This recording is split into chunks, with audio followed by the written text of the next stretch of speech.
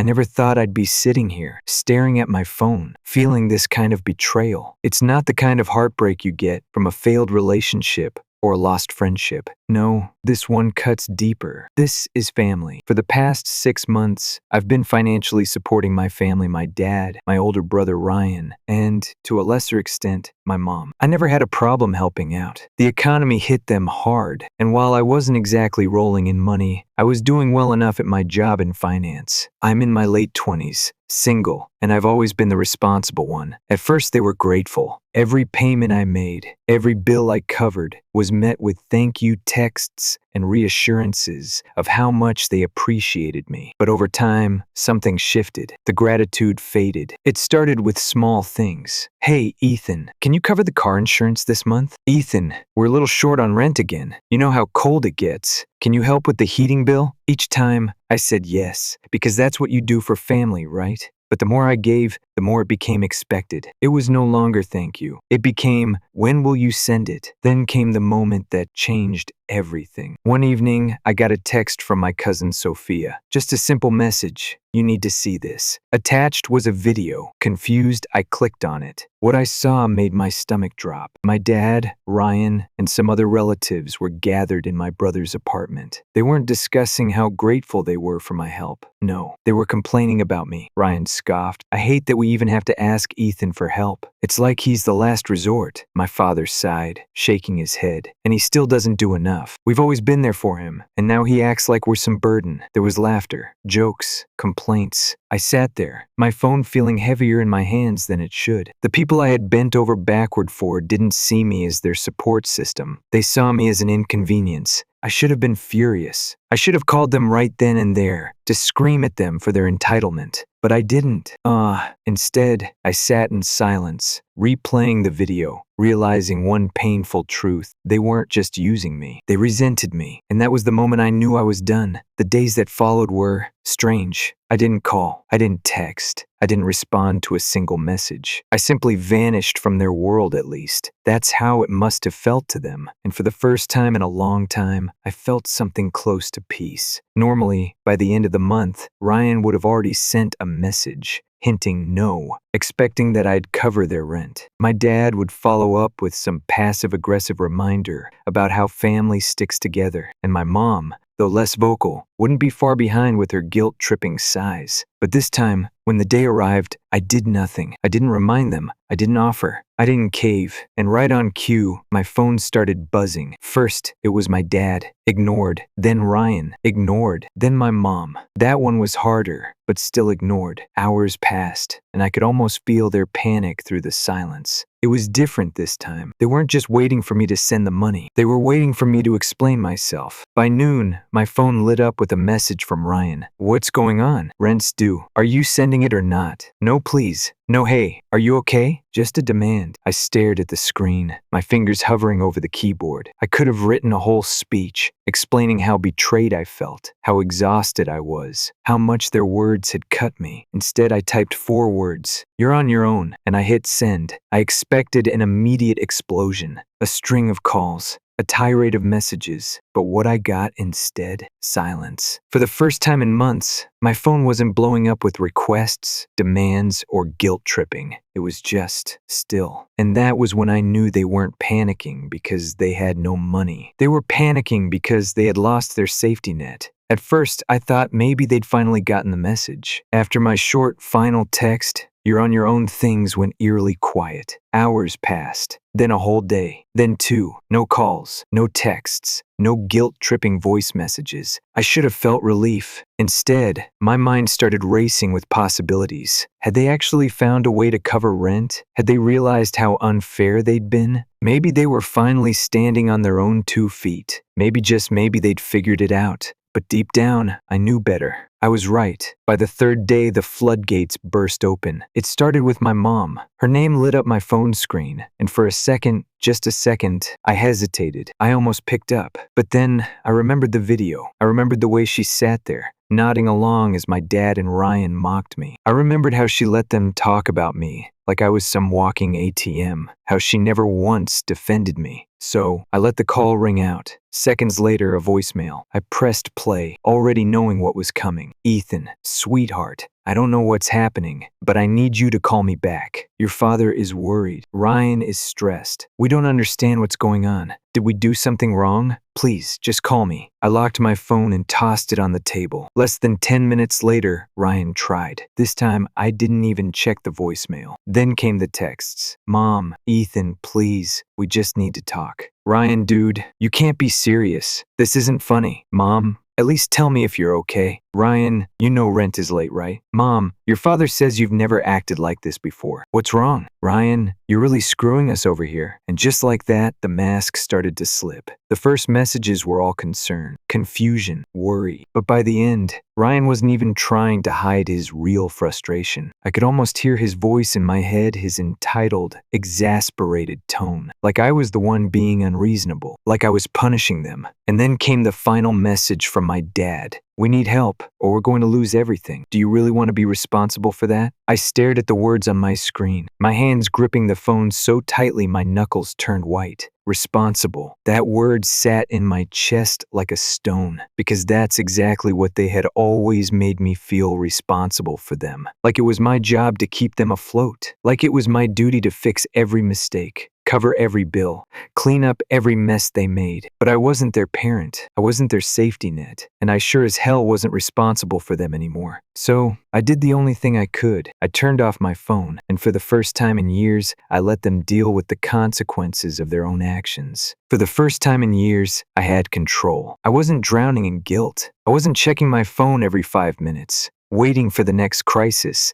the next demand, the next emergency that somehow always required my wallet. I had cut them off, and now they were falling apart. I lasted 2 full days with my phone turned off before curiosity got the best of me. When I finally powered it back on, my screen exploded with missed calls and messages. Over 30 voicemails, dozens of texts, and even a few emails. For a moment, I just stared at it all. Then I started reading. The first wave was exactly what I expected. Mom, Ethan, sweetheart, why are you doing this? Just talk to us. Ryan, dude, answer your damn phone. Mom, I know you're upset, but you can't just cut off your family. Ryan, are you seriously ghosting us? You're acting like a child. Dad, we raised you better than this. You don't abandon family. The usual manipulation. The same tired guilt trips. I almost laughed. Because the irony of it all, they were the ones who had abandoned me first. Maybe not physically, maybe not in the obvious way, but the moment they decided my value in this family was based on how much money I could hand over, they had stopped seeing me as their son, their brother, their blood. I was just a resource to them, a backup plan when things got tough. And now, for the first time, they were facing what life looked like without me holding everything together. Then came the second wave of messages. This is where the real desperation started to show. Ryan, are you seriously going to let us get evicted? Mom, I don't know what's going on with you, but we need help. Just this one last time. Ryan, you're punishing us. For what? Needing you? Mom, please, Ethan, just a little help. Just enough to get through this. Dad, you think you're proving a point? You're just showing us how selfish you've become. I exhaled slowly, letting the words settle. Selfish. There it was. That one damn word they always threw at me whenever I said no. It didn't matter that I had spent the last 6 months paying their bills. It didn't matter that I had sacrificed my own financial stability to keep them afloat. The moment I stopped giving, I was the selfish one. Typical. But the worst message came later that afternoon. I was at work when my boss called me into his office. At first, I thought it was about the quarterly report I had turned in. But the moment I saw the concerned look on his face, I knew something was off. He sighed, rubbing his temple before sliding his phone across the desk. Your mom and brother called the office. I blinked. What? They left a message saying it was an emergency and they needed to get in touch with you. Sounded serious. My stomach dropped. They were calling my job now? I could feel the blood rushing to my ears, my pulse pounding as I sat there, gripping the arms of my chair. I didn't even know what to say. My boss must have noticed the look on my face because he sighed again, shaking his head. Look, Ethan, I don't know what's going on, and it's not my business. But this isn't okay. I swallowed hard, forcing out a steady breath. I'll handle it. It won't happen again. That night, I finally called them, not because I wanted to, not because I owed them an explanation, but because this had to stop. Mom picked up after one ring. "Ethan, oh, thank God, are you okay?" "I've been so worried, Mom." My voice was firm. "Why did you call my job?" She hesitated. "Sweetheart, we didn't know what else to do. You weren't answering, and we were scared." "No," I cut her off. "You weren't scared. You were panicking because I finally said no." Silence. Then, a quieter voice. "We just need your help, Ethan. Please." There it was again. The pleading, the desperation, the same cycle, repeating over and over. "I told you already. I'm done. But Ethan, no." My voice came out sharper than I intended. But I didn't care. This isn't my responsibility. It never was. Silence again. Then, the final nail in the coffin. "So that's it?" she whispered. "You're just cutting us off? Abandoning your family?" I clenched my jaw, gripping the phone tighter. "I'm not abandoning you. I'm just not letting you use me anymore." And with that, I hung up. I sat there for a long time, staring at my phone, waiting for the rage, the backlash, the next wave of guilt trips. But nothing came, just silence. And for the first time, I realized maybe this was finally over. Maybe they had finally, truly understood. Or maybe the worst was yet to come. Silence. That should have been the end of it. I had drawn the line. I had stood my ground. I had finally said no. But deep down, I knew my family too well. This wasn't over. Not yet. The first sign came 3 days later. A message from my cousin Sophia, the only one in the family who hadn't begged me for money or tried to guilt trip me. "Hey, just a heads up. You might want to check Facebook." I frowned, my stomach twisting with unease. I wasn't the type to broadcast my private life online, and I definitely wasn't the type to get sucked into family drama on social media. But something told me I needed to see this. I opened the app and immediately felt my blood run cold. Ryan had posted about me. A long, dramatic paragraph about when your own family abandons you, painting himself, and by extension, my parents as helpless victims. I never thought I'd see the day where my own brother would turn his back on us when we needed him the most. Family is supposed to stick together. Family is supposed to help each other. But I guess some people only care about themselves. Hundreds of comments. Relatives chiming in, agreeing with him. Friends of the family, some people I barely even knew, all adding their 2 cents. Wow, man, that's cold. Can't believe your own brother would do that. I thought family was supposed to be there for each other. I don't know how he sleeps at night. And then, the cherry on top, my mom had commented. "It breaks my heart to see how much we've lost. We never wanted this. We just wanted to be a family." I felt my jaw clench, my pulse pounding in my ears. They were making this public now? They weren't just trying to manipulate me in private anymore. They wanted to shame me, to turn people against me, to make me look like the villain. I exhaled slowly, forcing myself to think. I had 2 options. I could ignore it, let them spin whatever narrative they wanted, or I could show people the truth. I took a deep breath and clicked add post. I kept it simple. I uploaded the video. Sophia had sent me the one where my dad and Ryan mocked me, called me their last resort, said I didn't do enough, and with it, I added just a few words. "This is what my family really thinks of me. This is what they say when they think I'm not listening." Then I logged out and waited. It didn't take long for the fallout to hit. Ryan called first. I let it ring. Then Mom declined. Then Dad ignored. The text came next. "Ryan, what the hell is wrong with you?" "Mom, Ethan, take that video down right now." "Ryan, you think you're proving a point? You just made everything worse." "Dad, you have no right to put our private business online." "Mom,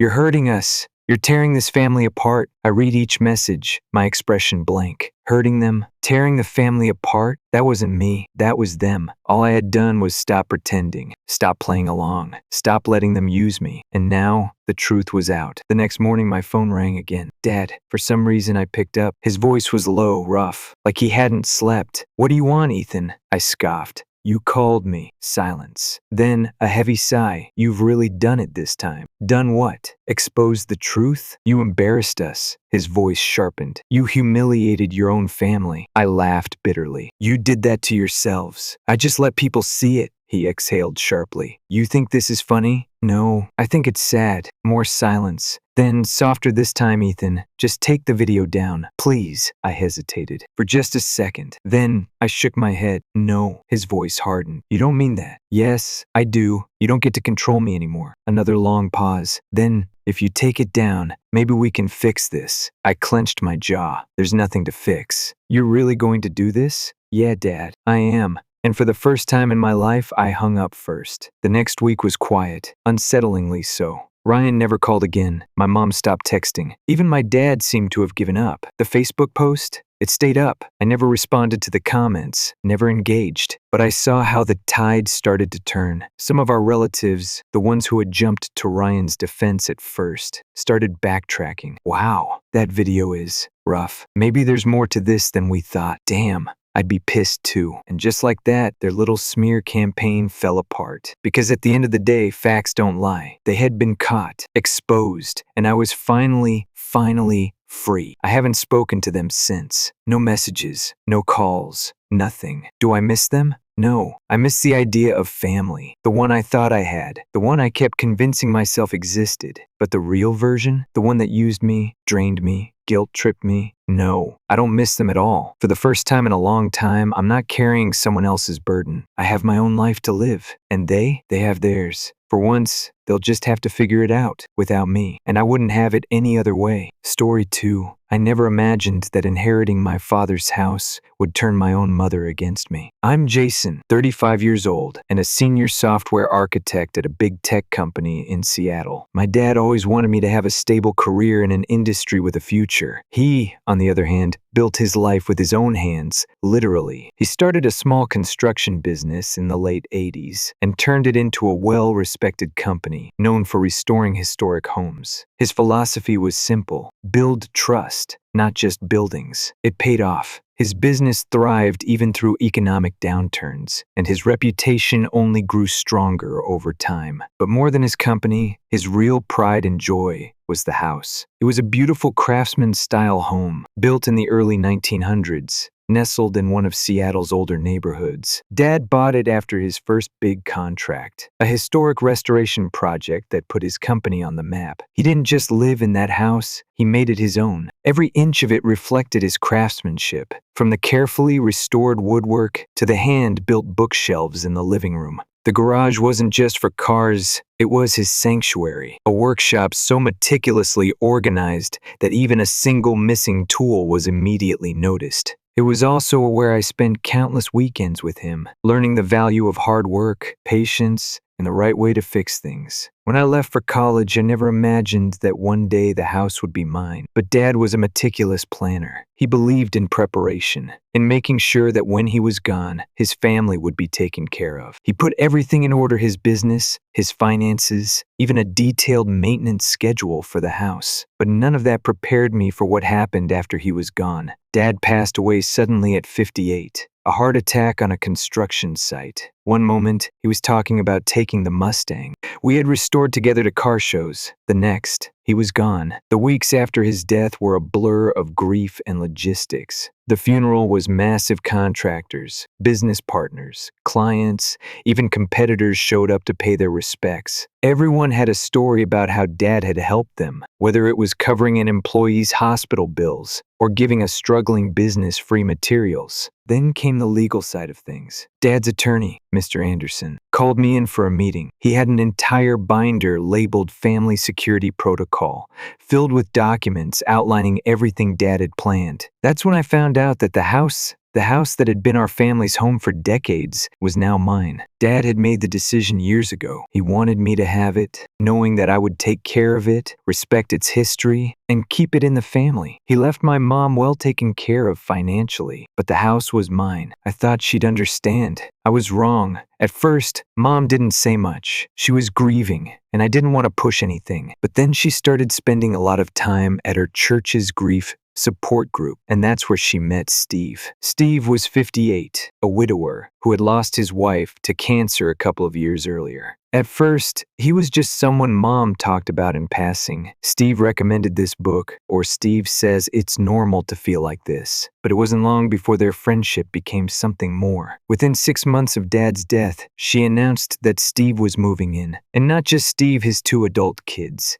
James, 30, and Lisa, 32, were moving in too. I was blindsided. I tried to be supportive. I wanted Mom to be happy. But something about the whole thing felt rushed. Like she was trying to erase everything Dad had built. She changed her hair, her wardrobe, even ripped out the garden she and Dad had planted together. Every time I asked about it, she just shrugged and said, "It's time for a fresh start." But it wasn't a fresh start. It was a complete replacement. Steve acted like he owned the house from day one. He made changes without asking, dismissing my concerns like I was some outsider. "This house needs to be updated," he told me. "Your dad's style was nice for its time, but we're bringing it into the 20 honest century." Then came the renovations. I stopped by one weekend and found contractors tearing out the built-in bookshelves Dad and I had made together. Steve stood there supervising, arms crossed, telling them to just toss that old wood in the dumpster. I lost it. I told him he had no right to make changes without my approval. He just smirked and said, "Your mother and I live here. We don't need your permission." That's when it really hit me. Mom was siding with him. She was letting him tear down everything Dad had built, both figuratively and literally. The woman who once cherished those bookshelves, who used to place her antique teacup collection on them for Christmas, now acted like they were junk, taking up space. I tried showing her the detailed house maintenance plans Dad left behind, but she brushed them off. "You're living in the past, Jason." Meanwhile, Steve's son James took over the garage, Dad's meticulously maintained workshop, the place where I learned how to sand wood,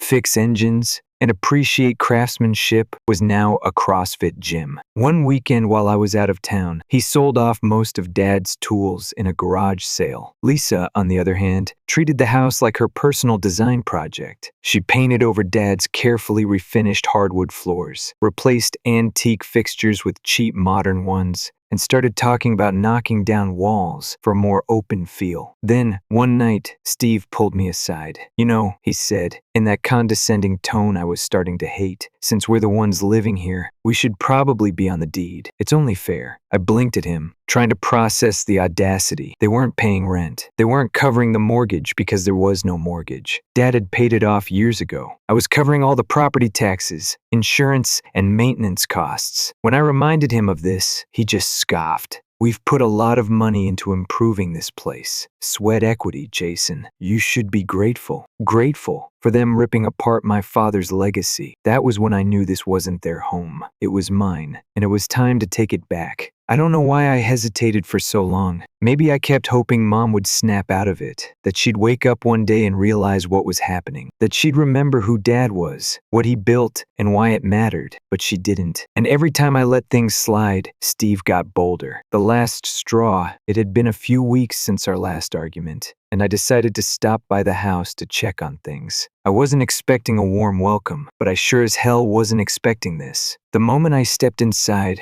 something felt off. Gone were the antique light fixtures Dad had meticulously restored. In their place, generic, modern pendant lights, the kind you'd find in a cheaply flipped house. The rich, warm wood floors had been replaced with cold, gray vinyl planks. And the worst part? The kitchen door frame, the one with my height marks, the one Dad had been updating every birthday from the time I was 3, was gone. Not painted over, not covered, gone. I stood there for a solid minute, just staring at the empty space where it had been. I turned to Lisa, who was lounging on the couch with her laptop, acting like she owned the place. "What happened to the door frame?" My voice came out quieter than I expected. She barely looked up. "Oh, Mom said it looked old and scratched up, so we replaced it." I felt something in my chest tighten. "You replaced it?" She sighed like I was annoying her. "Jason, it's just a door frame." I had to physically force myself to unclench my fists. It wasn't just a door frame. It was years of memories. Dad's handwriting, every inch of my childhood, documented right there in ink. And they tossed it like trash. I turned to my mom, who had just walked into the room. "Tell me you at least saved the wood." She gave me a guilty look before shrugging. "Jason, we can't keep every single thing just because your father touched it. I felt like I'd been punched in the gut. I looked around, really looked at the house. The bookshelves were gone. The floors were ruined. Dad's workshop had been gutted and turned into James's personal gym. Every trace of my father was being systematically erased. And that's when I realized this wasn't just about Mom moving on. Steve wasn't just settling in. He was taking over. The financial reality check. Later that night, I sat in my garage, the one in my house, the one they couldn't touch, trying to process everything. Emily, my wife, sat beside me, holding our newborn daughter, Emma, in her arms. "You need to stop letting this happen," she said softly. I exhaled slowly. "I know." "Then do something," she urged, "because they're never going to stop. You keep hoping they'll respect what your dad built, but they don't care. Steve wants control, and your mom, she's letting it happen." She wasn't wrong. The next day, I met with my financial advisor. I had been so caught up in the emotional side of things that I hadn't considered the financial implications of letting them live in the house rent-free. And let me tell you, when I saw the numbers, I nearly choked. Property values in the area had skyrocketed. If I rented the house out, I could bring in enough money to fully fund Emma's college education. And here I was, paying for everything while Steve played king of the castle. It wasn't just about my dad's legacy anymore. It was about making sure my own family wasn't getting screwed over. The conversation that changed everything. I decided to be direct. That Sunday, I called my mom. "We need to talk about the house," I said. Her tone immediately turned defensive. "Jason, I know you're upset about the renovations, but this isn't about that." I took a deep breath. The market has changed. I've been covering all the costs for years, but it doesn't make sense to keep doing that. I'm looking at renting it out. Silence. "Then you can't do this to us." I closed my eyes. "Mom, this is our home," she snapped. "Steve has worked so hard on it." I almost laughed at that. "Worked so hard? You mean ripping out everything Dad built? Turning the garage into James's personal gym? Selling Dad's tools?" "Jason," she said, her voice trembling. "Please." I sighed. "Look, I'm giving you time to figure things out, but this isn't up for debate. I'm done paying for everything while you guys treat the house like your personal playground. You have 2 months to find another place." She started crying. Then, of course, Steve got on the phone. "Listen here," he said, his usual smugness gone, replaced by something more desperate. "You can't just throw your own mother out on the street." I gritted my teeth. "She's not on the street, Steve. She has money. She has options. I've been more than generous, but this stops now." He tried a different approach. "What if we started paying rent?" I almost laughed. "You mean now you want to contribute, after years of living there for free?" "We've put a lot of money into improvements," he argued. I cut him off. "No, you've destroyed the value of the house with your cheap renovations. This conversation is over. You have 2 months." I hung up before he could say another word. The fallout that night, my phone exploded with messages. Family members I hadn't spoken to in years suddenly had a lot to say. "Your father would be ashamed of you. How can you do this to your own mother? She just lost her husband, and you're kicking her out?" Steve's brother, a real estate agent, sent me a long-winded text about how the rental market is impossible right now, and that I should reconsider for the sake of family. Lisa posted a sob story on Facebook about how I was ruining her pregnancy by forcing a pregnant woman out of her home. And Mom? She called me every single day. One minute, she was sobbing, telling me how much I was hurting her. The next, she was furious, yelling about how I was choosing money over family. It hurt. Of course, it did, but I kept reminding myself of one thing. Dad left the house to me for a reason. Not to Steve, not to Mom, to me. And now, I was finally acting like the owner. 2 months. They had 2 months, and I wasn't backing down. I knew giving them 2 months was generous, maybe even too generous. But if there was any part of me that felt guilty about what I was doing, it disappeared by the end of week 1. Because the moment they realized I was serious, the manipulation kicked into high gear, the guilt trip Olympics. It started small. Mom called, her voice soft, trying to appeal to my emotions. "Jason, honey, I raised you in this house. This is where you grew up. Can't you just reconsider?" I swallowed the lump in my throat. "Mom, I've already made up my mind." She let out a shaky breath. "I don't think I can handle this. You're asking too much of me. You have money, Mom. You're not homeless. I'm giving you 2 months to figure things out." Silence. "Then you sound just like your father when he was being stubborn." I clenched my jaw. That was not the insult she thought it was. Then, the messages from extended family started rolling in. Aunts, uncles, cousins I hadn't spoken to in years suddenly had strong opinions about my heartlessness. You're breaking your mother's heart. Your father would have never treated her like this. She just lost her husband, and you're kicking her out? It was like everyone suddenly forgot that Dad had made this decision, that he had left the house to me, not to her, that he had prepared for this exact scenario. And then there was Steve. Steve tries to play smart. After failing to guilt me into changing my mind, Steve switched tactics. I got a text from him that honestly made me laugh out loud. We need to talk like adults. Let's make a deal. I ignored it. A few days later, he ambushed me in the driveway when I stopped by the house. Jason, he said, all fake concern, I get it. You're upset. You miss your dad. But let's be realistic here. You don't even live here. This house is too big for you. What are you really gonna do with it? I folded my arms. Rent it out. His face twitched. You'd rent it to strangers instead of keeping it in the family? You're not my family, Steve. That pissed him off. His mask slipped for just a second, and I saw the real him underneath the one who had been waiting for the perfect opportunity to take over. But he recovered fast. Look, we've already put a lot into this house. It only makes sense that our names should be on the deed. If you're not gonna let us stay, at least give us some ownership rights. That's fair. I had to physically stop myself from laughing in his face. You want ownership? I asked. He nodded. We have sweat equity in this place. I tilted my head. You mean the garbage renovations that destroyed the historical value? The gym you built in my father's workshop? The floors you ruined? The bookshelves you tore down? His face darkened. This isn't up for debate, I said, stepping past him. You have 6 weeks left. The church intervention. That's when they got desperate. I showed up a few days later with my lawyer, Mr.